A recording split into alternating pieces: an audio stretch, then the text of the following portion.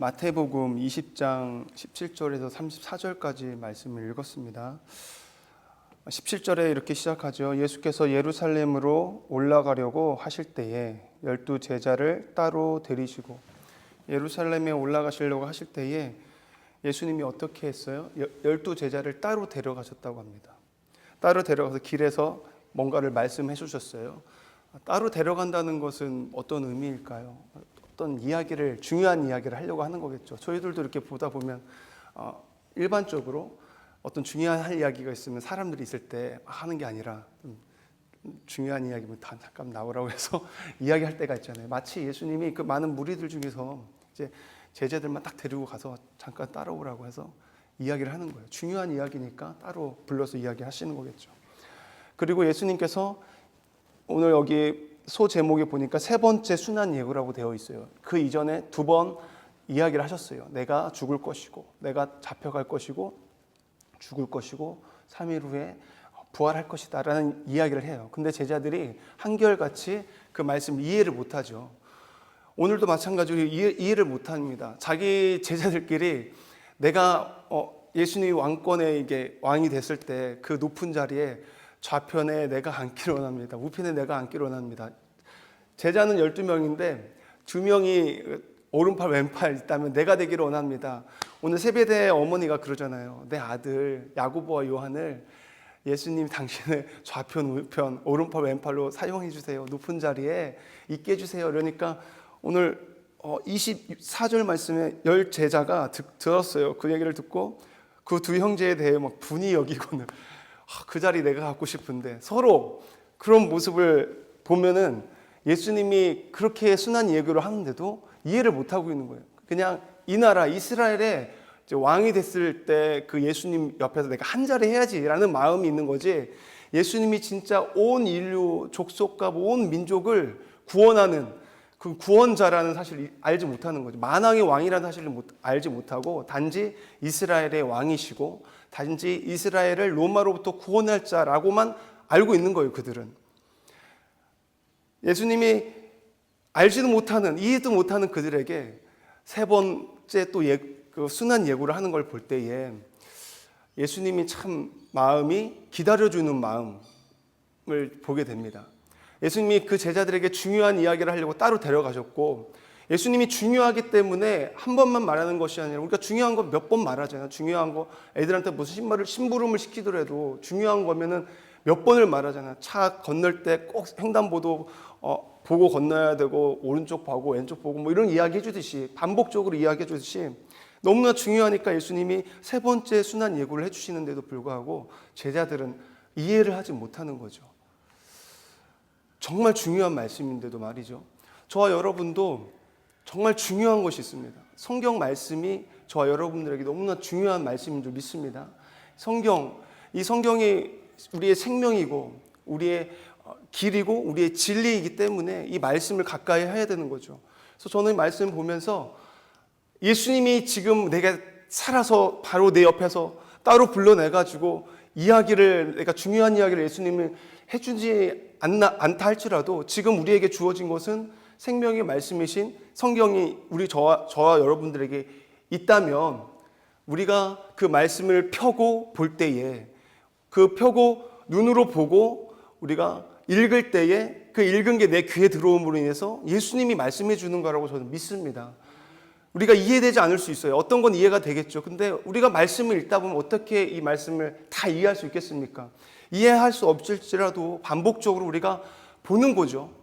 제자들이 이해할 수 없는데도 예수님께서 반복적으로 이야기해 주셨을 때, 오늘 이 말씀을 누가 썼어요? 제자가 썼습니다.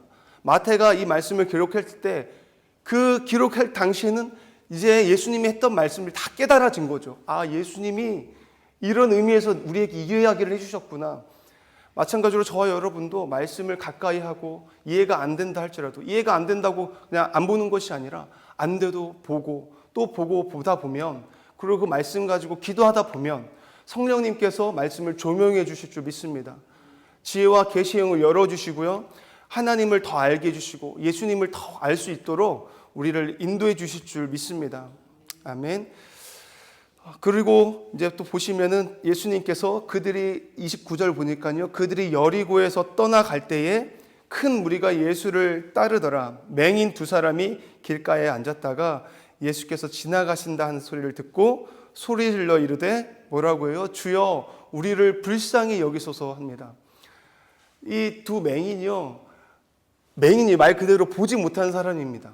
예수님이 온다는 소식은 들었어요. 근데 보이지 않는데 방향 없이 불렀을 거 아니에요. 눈이 보이면 여기에 권사님이 계시면 제가 권사님 이야기하지만 눈이 안 보이면 제가 이렇게 소리만 지를 거 아니에요. 어디 있는지 모르고. 근데 무리들이 이랬어요. 많은 무리들이 있는 상황이었습니다. 그러니까 사람들이 맹인이 떠드니까 시끄러웠던 거예요. 오늘 보니까 무리가 꾸짖었다고 해요. 잠잠하라고, 좀 시끄럽다고. 근데 맹인들은, 이 맹인 두 사람은 뭐라고 하니까 주눅 들어서 이야기 안 한 것이 아니라 더 큰 소리로 주여 우리를 불쌍히 여기소서 외쳤습니다.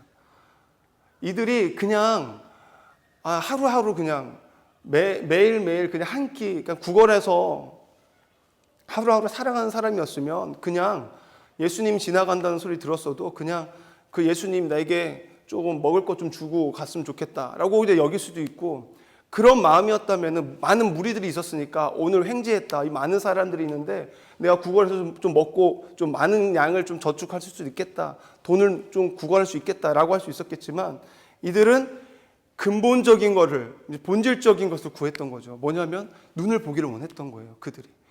그래서 예수님을 가장 큰 소리로 부르지 않았겠습니까? 지나간다는 소리가 내 목소리 좀 제발 들었으면 좋겠다는 마음으로. 예수님이요, 그 많은 무리들 중에서 시끄러웠을 거 아니에요. 그런데도 그들의 소리를 들었습니다. 그 간절한 마음을, 간청하는 소리를 들었던 것 같아요. 너무 사모하는 마음을 예수님이 들었던 것 같습니다. 오늘 말씀을 보니까 머물러 서게 했습니다. 예수님을 어떻게 머물러 서게 했냐면요, 그들의 간절함을, 내 눈뜨기를 원함을, 단지 그냥 오늘 한우 먹고 살 그걸 구걸하는 마음으로 그런 불렀던 것이 아니라 내 눈을 뜨기를 원합니다. 이걸 영적으로 우리가 봤으면 좋겠어요. 예수님이 머물러 서게 하기 위해서는 저와 여러분이 어떻게 해야 되겠습니까? 내 눈을 뜨기를 원하는 마음으로, 내 본질적인 거, 내 가장 근본적인 거, 내 안에 근본적인 거, 뭐예요? 내 영적인 눈이 떠기를 원합니다 라는 마음으로 부르짖을 때 예수님께서는 가던 길을 멈추고 머물러 서게 될 줄 믿습니다. 우리에게 하나님 말씀이 떨어져요. 말씀을 듣고 말씀을 보는 가운데 그런 마음으로, 사모하는 마음으로 우리가 대한다면 어떻게 하겠어요? 은혜가, 지나가던 은혜가 머물러 서서 우리에게 은혜가 부어지게 될 줄 믿습니다. 그 말씀이 지나가는 것이 아니라 그 말씀이 머물러 서서 우리에게 말씀을 깨닫게 하고 은혜를 부어주는 역사가 있게 될 줄 믿습니다. 오늘 그것을 가르쳐 주는 거라고 저는 봐요. 저와 여러분의 간절히 사모함이 있다면 예수님께서 머물러 섰던 것처럼 은혜가, 그 말씀이 저와 여러분의 그 예배 가운데, 우리 삶 가운데 머물러 서서 놀라운 은혜를 부어주게 될 줄 믿습니다. 잠언 8장 17절 말씀을 보니까요, 우리가 너무나 많이 잘 알고 있는 말씀이죠. 나를 사랑하는 자들이 나의 사랑을 입으며 나를 간절히 찾는 자가 나를 만날 것이니라. 우리가 예전에도 우리가 보면은 동일한 것 같아요. 많은 사람들이, 많은 무리들이 고침을 받기 위해서 그 먼 거리, 배 타고 가야 할 거리를 돌아가가지고 간절히 사모하는 마음으로 찾아갔잖아요. 몸이 피곤해도 힘들어도 그러한 사모함이 있었기 때문에 예수님께서 긍휼히 여김을 받았고, 예수님으로부터, 그리고 고침을 받고 예수님을 만나는 역사가 있었던 것이죠. 저와 여러분이 이 아침 함께 기도하며 나아갈 때 하나님, 정말 내 영적인 눈이 뜨지기를 원하고 정말 내가 하나님을 볼 수 있기를 원합니다. 하나님의 은혜를 내게 부어달라고 간절히 구할 때 그 은혜가 저희들 가운데 머물러 서서 부어지게 될 줄 믿습니다. 그리고요, 예수님께서 머물러 서서 그들에게 물어봅니다. 이렇게 물어보세요. 너희에게 무엇을 하여 주기를 원하느냐? 예수님이요, 모르셨을까요?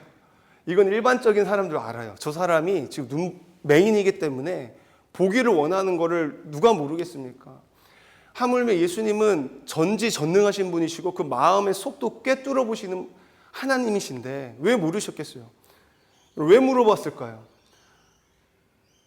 그들이 기도하고 더 간청하기를 원했던 거예요. 그들의 입으로 말하기를 원했던 것입니다. 우리는 때로 그래요. 하나님, 내 마음 아시죠? 그리고 기도 안 합니다.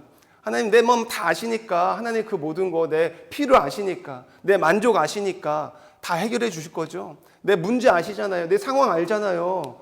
그러니까 하나님 잘해 주시는 분이라면서요. 그러니까 다 잘해 주실 거야 라면서 기도 안 하는 경우도 있단 말이죠. 근데 기도해야 된다는 거예요. 왜 물으셔요? 그들이 보기를 원합니다 라는 소리를 듣기를 원하는 거예요. 에스겔서 말씀을 보니까요, 이런 말씀이 있더라고요. 에스겔서 36장 36절에서 37절 말씀인데요. 배경이 이스라엘 남유다가 회개하고 돌이키라고 그렇게 얘기했는데도 불구하고 그들이 회개하고 하나님께 돌이키지 않으니까 바벨론 이방 땅이 그 남유다를 멸망시킴으로 인해서 포로로서 살게 되잖아요. 근데 하나님께서 선지자들에게 약속하신 말씀이 뭐냐면은 너희들이 포로로 되어 있다 할지라도 내가 다시 그 황폐한 땅을 경작할 것이고 내가 다시 황폐한 그곳을 건축하게 할 거다. 장차 다시 건축하게 할 거다. 뭐예요? 회복을 하나님께서 약속해 주셨어요. 하나님께서 회복을 약속해 주셨으니까 우리는 다시 회복될 거야. 하나님께 장차 다시 건축하게 될 거고 이 황폐한 땅을 다시 경작해 줄 거야. 거길로 머무는 것이 아니라 간구하고 구하라고 말씀하고 계세요. 제가 한번 읽어드리겠습니다. 에스겔서 36장 36절에서 37절 말씀에 너희 사방에 남은 이방 사람이 나 여호와가 무너진 곳을 건축하며 황폐한 자리에 심은 줄을 알리라. 나 여호와가 말하였으니 이루리라. 주 여호와께서 이같이 말씀하셨느니라. 그래도 이룰 거라고 약속하셨지만 그래도 이스라엘 족속이 이같이 자기들에게 이루어 주기를 내게 구하여야 할지라. 내가 그들의 수요를 양떼같이 많아지게 하되 그래도 너희들이 내게 구하기를 원한다는 거예요. 그때 내가 이루어 줄 거야. 하나님의 약속이 이루어지는데 반드시요 저희가 해야 할 것이 있습니다. 그렇게 이루어지기를 구하며 나아가야 된다는 거예요. 오늘 예수님께서 물으십니다. 몰라서 물으신 것이 아니었어요. 하나님이 약속을 안 이루어주시려고 하는 것이 아니에요. 이루어주시려고 하셨습니다. 근데 기도해야 되기 때문에 저와 여러분이 오늘 이 아침에도 하나님 앞에 간절히 사모함으로 나갔으면 좋겠습니다. 하나님, 내 영의 눈이 떠지기를 원하고요. 간절히 내가 하나님 말씀을 더 알기를 원합니다. 깨닫기를 원합니다. 하나님, 내 모든 문제 하나님 아시잖아요. 아시지만 내가 하나님께 부르짖습니다. 내가 간청합니다. 내가 간구합니다. 하나님, 나의 모습을 맹인 두 사람처럼 그렇게 주님 앞에 내가 불쌍히 여겨달라고 기도합니다. 하나님, 나의 기도 가운데 응답하시는 하나님 통해서 내가 하나님 간증할 수 있고 더 하나님 영광 올려드리는 삶을 살게 하여 주십시오. 그렇게 함께 간절히 기도하며 나아갈 수 있는 이 기도회가 되었으면 좋겠습니다. 기도하시겠습니다.